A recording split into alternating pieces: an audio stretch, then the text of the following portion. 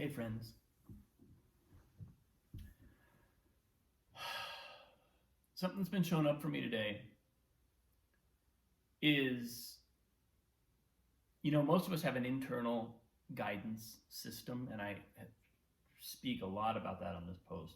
How we can both increase our sensitivity to our internal guidance system, and how we can discriminate among the things we're hearing, because not everything we hear is necessarily equally valid, right?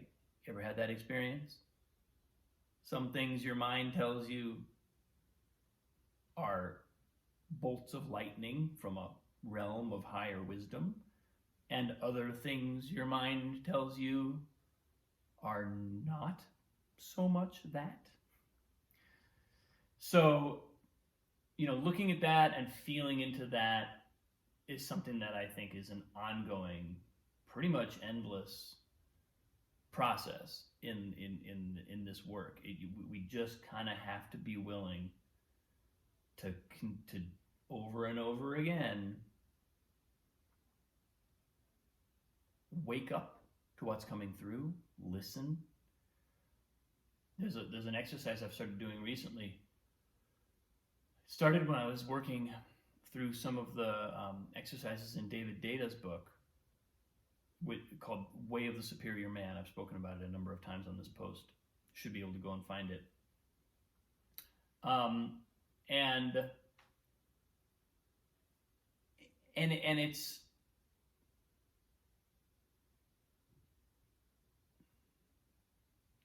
I'm struggling with how to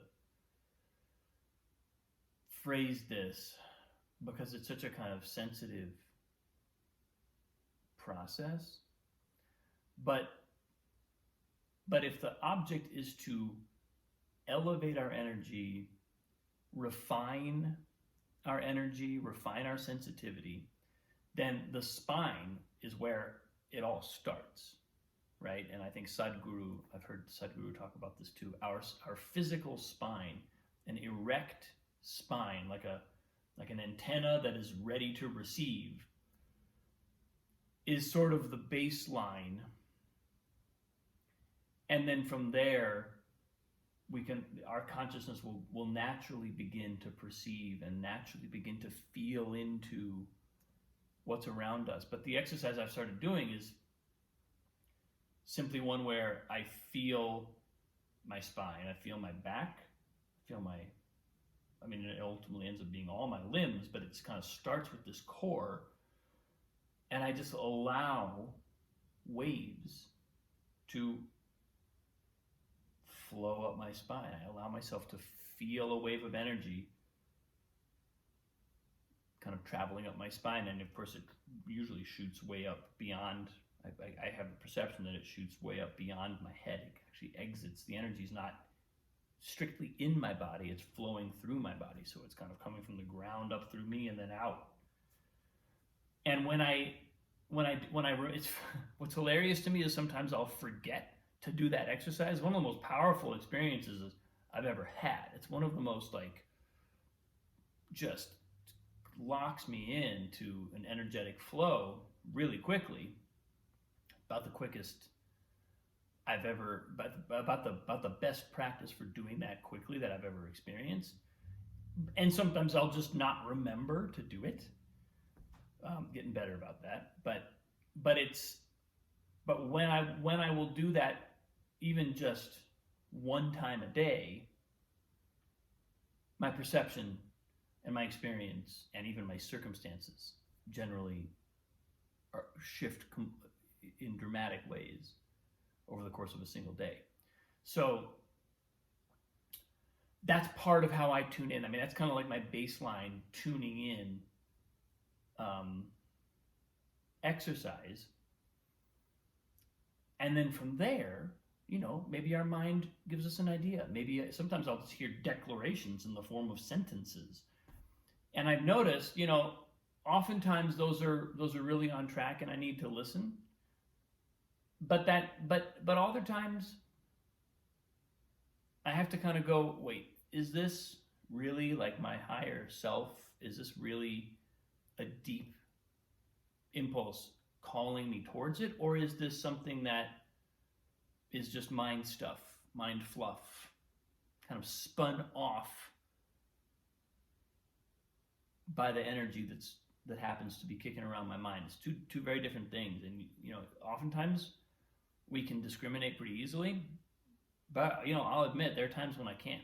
There are times when I can discriminate, but it takes a little bit of sitting. It takes a bit of stillness. It takes some real reflection to gather and capture what's really coming through.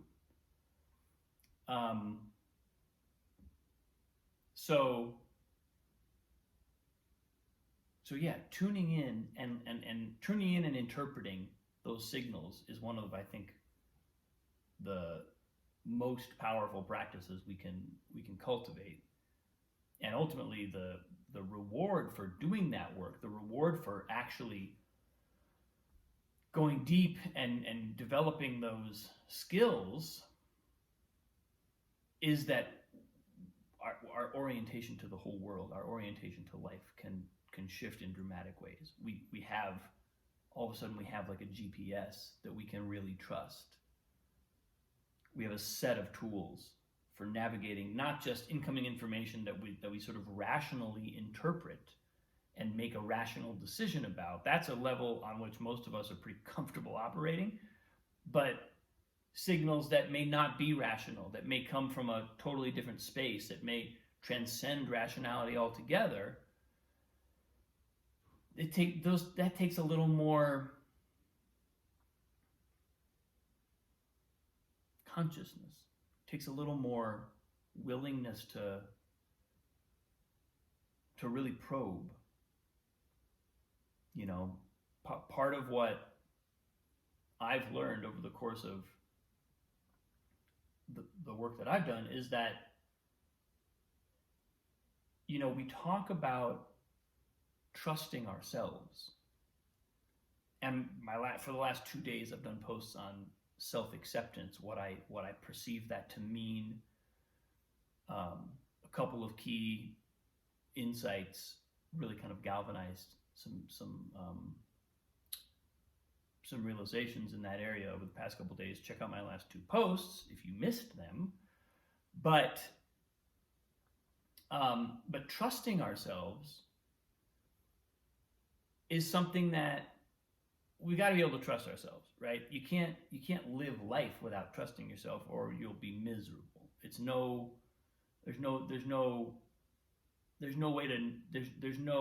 possible way of navigating the world unless we have some degree of trust trust in ourselves. And one of the most useful things we can learn is when to not trust ourselves, or when to question ourselves, not out of self-doubt or a feeling of unworthiness or lack of confidence, lack of conviction, but out of self-knowledge. When we kind of doubt what's coming from within us, I mean, maybe doubt's not the right word, but question what's coming through for us, not from a place of self-doubt, but rather from a place of self-knowledge and self-awareness and constructive, critical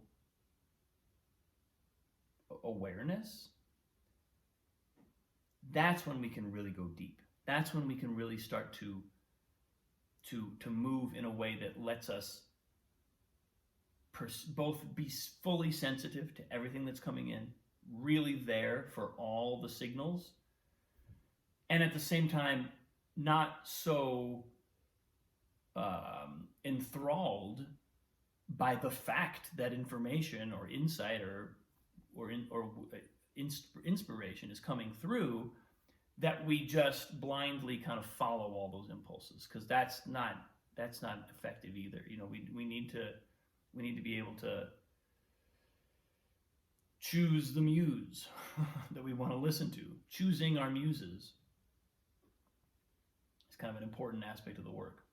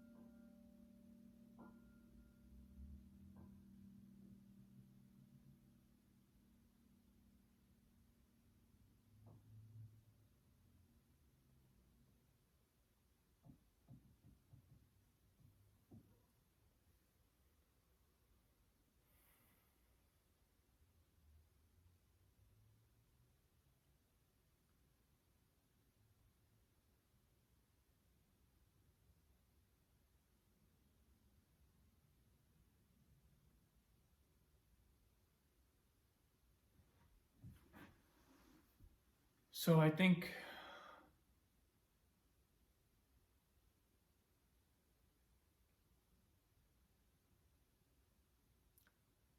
sometimes I'll have an impulse to talk about something on this post, and I won't necessarily fully understand why it's showing up for me. But there's always a reason. There's always some connection. And I think, if I reflect on why I might be getting a signal about tuning in,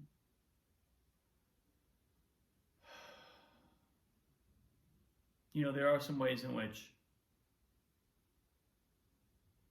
last few days, last week or so, I've had impulses arise that surprise me. And I've had impulses arise that really deeply inspire me one minute and then kind of scare me another minute or unsettle me. And while some of that is just kind of the way it goes when you're trying to ride this horse called inspiration, there's another part of me that thinks, okay, well, yeah, this is part of the process, but it's teaching me something that I can't actually wrap my arms around. It's teaching me to really consciously observe what's showing up and cross-reference that with my overall mission, my overall intentions, my overall life right now. And I think that's both what I'm offering myself and maybe also offering you, if it speaks to you, is,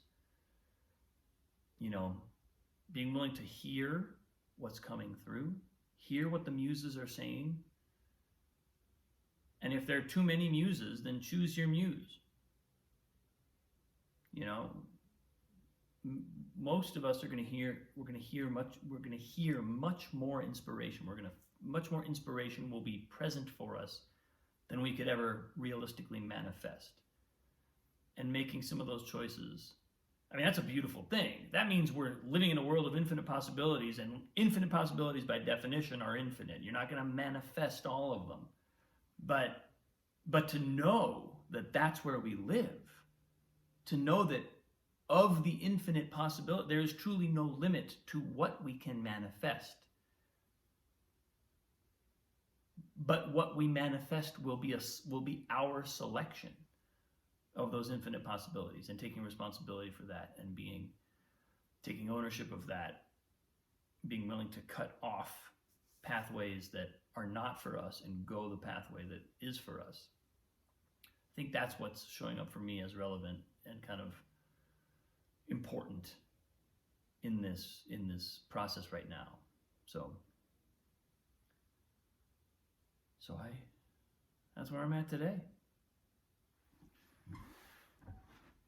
Thanks for watching, people. I appreciate you. Have a wonderful day. I'll see you soon.